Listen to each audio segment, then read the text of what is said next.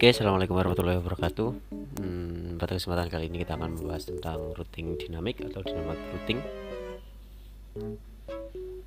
Sebelumnya sedikit tentang dynamic routing. Dynamic routing yaitu sebuah router yang memiliki dan membuat tabel routing secara otomatis dengan mendengarkan lalu lintas jaringan dan juga dengan saling berhubungan antara router lainnya.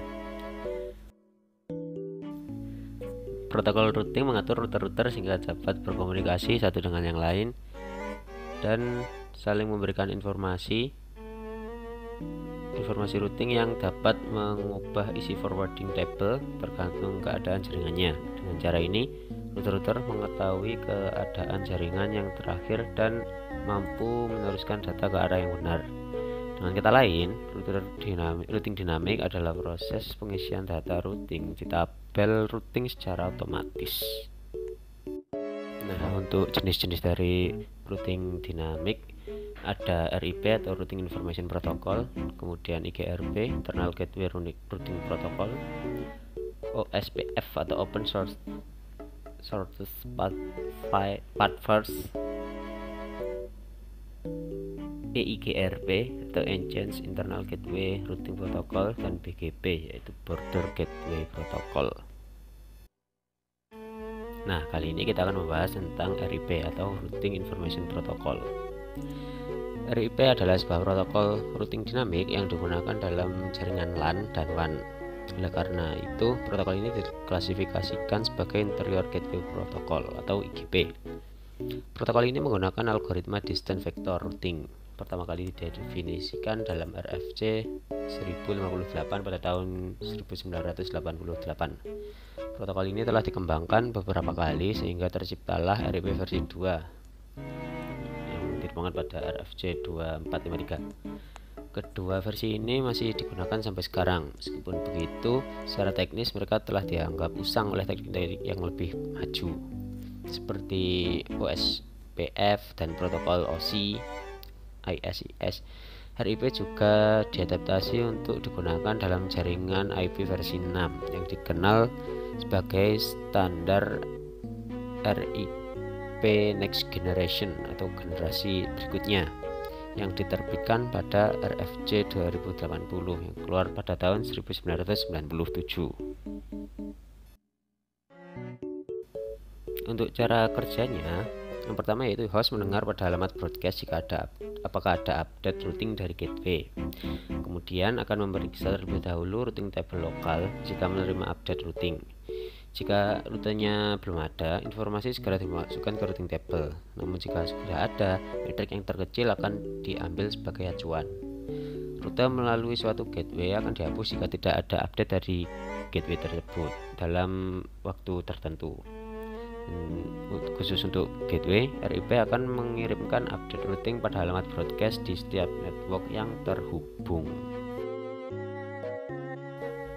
Karakteristik dari RIP antara lain Distance Vector Routing Protocol, kemudian hop count sebagai metrik untuk memilih rute, maximum hop count 15, jadi hop ke 16 dianggap unreachable. Secara default, routing update setiap 30 detik sekali.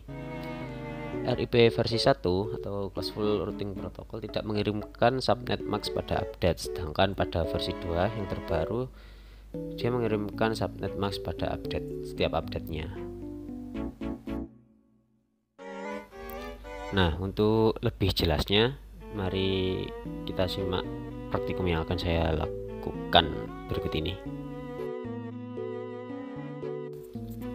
Oke, yang perlu disiapkan pertama-tama yaitu sebuah jaringan. Jaringan ini ada di modul, tinggal diikuti saja. Terdiri dari seperti biasa praktikum sebelumnya, 3 buah router, 2 buah server, dan 3 buah PC. Oke, kita masuk ke pencobaan pertama. Nah, setelah jaringannya sudah siap, kita akan memasukkan setting RIP pada tiap router. Yang pertama dari router 1 kita isi sesuai dengan modul aja ya, dari 12.0.0.0 kemudian 13.000, dan yang ketiga 192.168.1.0.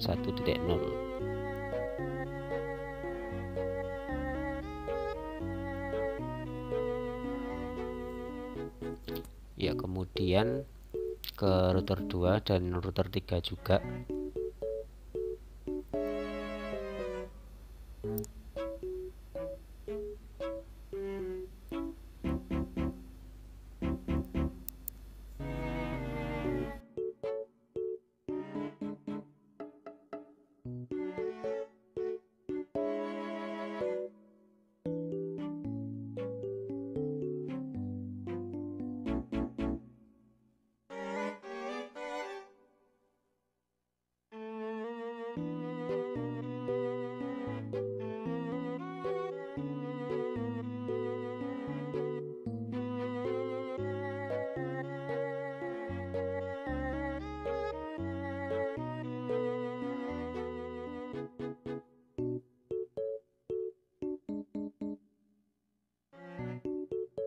Nah, setelah konfigurasi dimasukkan, selanjutnya kita masukkan dua perintah di bawah ke tiap-tiap router. Buka router dulu, kemudian CLI atau command line, masukkan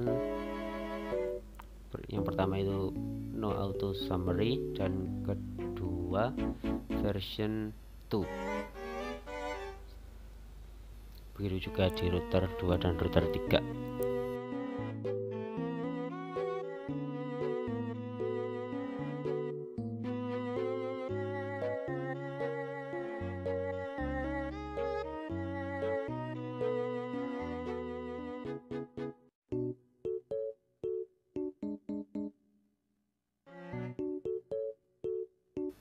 Jika ketiganya sudah diisi, maka selanjutnya kita simpan konfigurasi yang telah dimasukkan tadi, mulai dari RIP dan perintah yang dimasukkan, dengan cara masuk ke config global setting, kemudian kita tekan save ke semua router.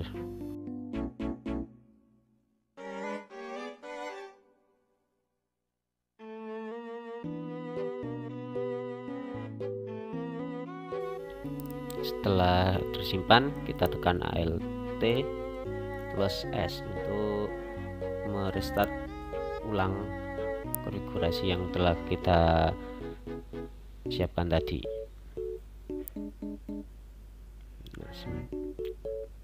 Nah, kemudian kita tunggu agar routingnya booting.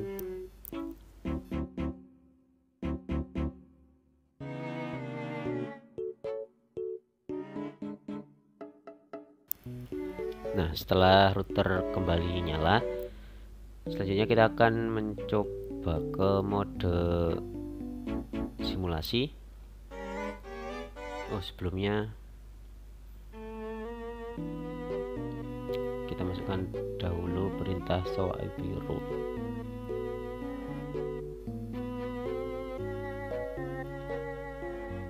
Ya, jadi di sini akan tampil alamat-alamat IP yang terhubung oleh konfigurasinya.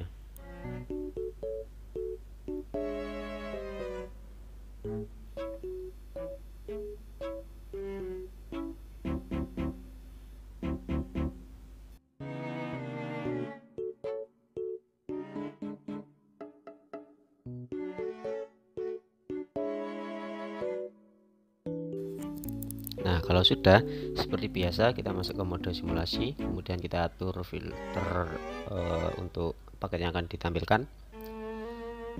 Kita akan mengirim dari PC1 ke PC2. Kita mati.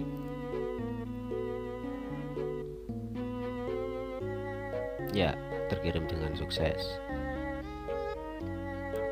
Nah, setelah PC1 ke 2, kemudian PC1 ke PC3 ke server 1 dan ke server 2.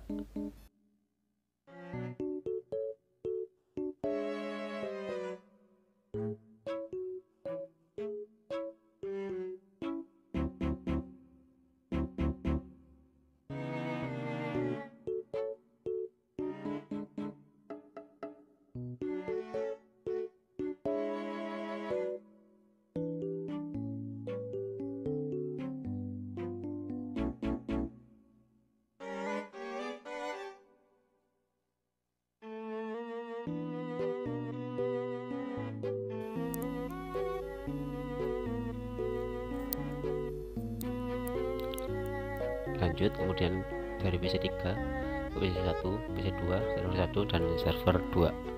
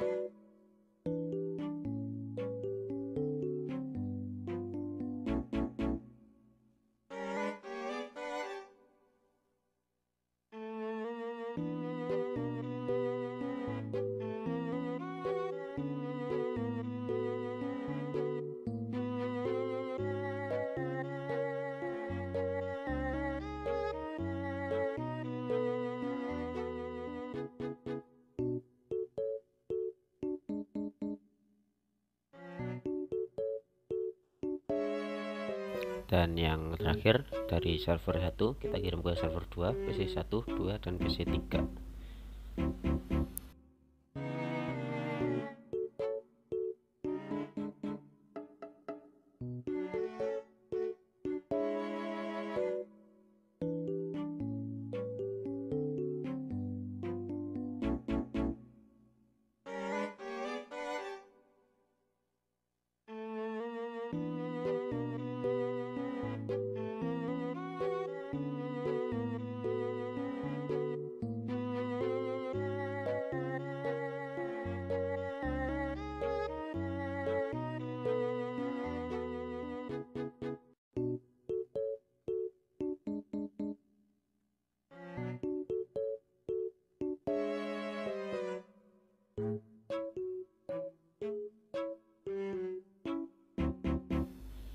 Nah, selanjutnya kita kembali ke mode real time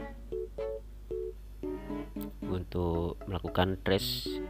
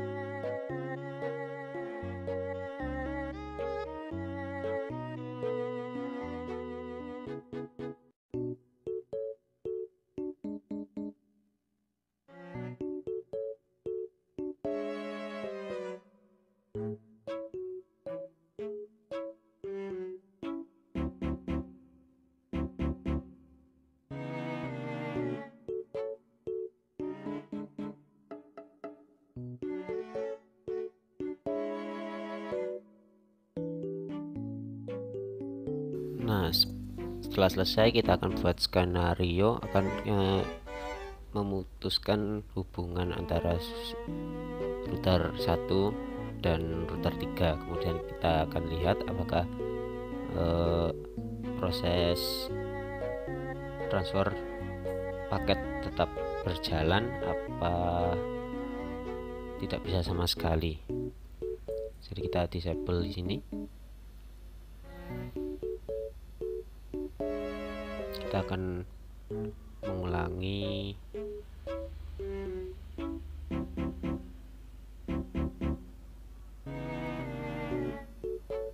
karena di sini yang kita putus adalah jalur dari router 1 dan 3.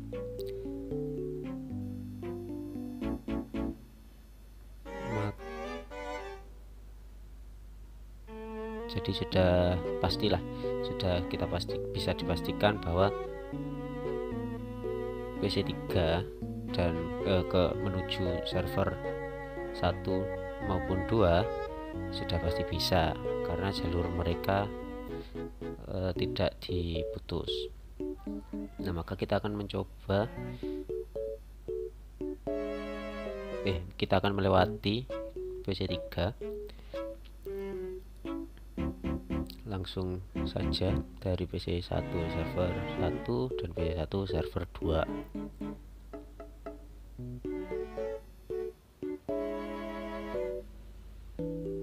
Nah, ternyata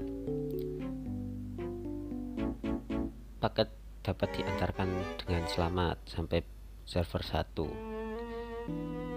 dan server 1 pun juga mengembalikan paketnya ke PC 1. Kenapa hal ini bisa terjadi? Seperti yang kita tahu, seperti tadi telah dijelaskan di depan, router dinamis ini adalah routing otomatis. Jadi tiap router sudah mengetahui apa yang akan mereka tentukan.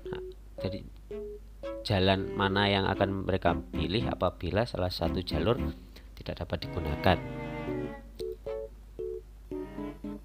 Kelebihannya tentu saja akan mempersingkat waktu dan meringankan pekerjaan teknisi jaringan. Namun siapa sangka kelemahan utama dari routing dinamis ini adalah bandwidth yang digunakan cukup besar. Jadi kita butuh banyak alamat IP yang dapat digunakan agar tidak terjadi konflik. Apabila terjadi konflik, maka proses transfer data tidak akan dapat berjalan, karena IP dua perangkat akan dibaca sama, jadi sistem akan terjadi error di dalamnya.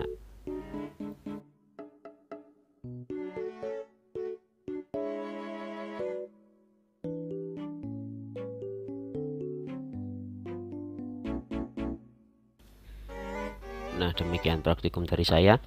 Apabila terdapat kekurangan dalam penjelasan maupun praktiknya, mohon dimaklumi. Sekian, assalamualaikum warahmatullahi wabarakatuh, dan sampai jumpa pada kesempatan selanjutnya.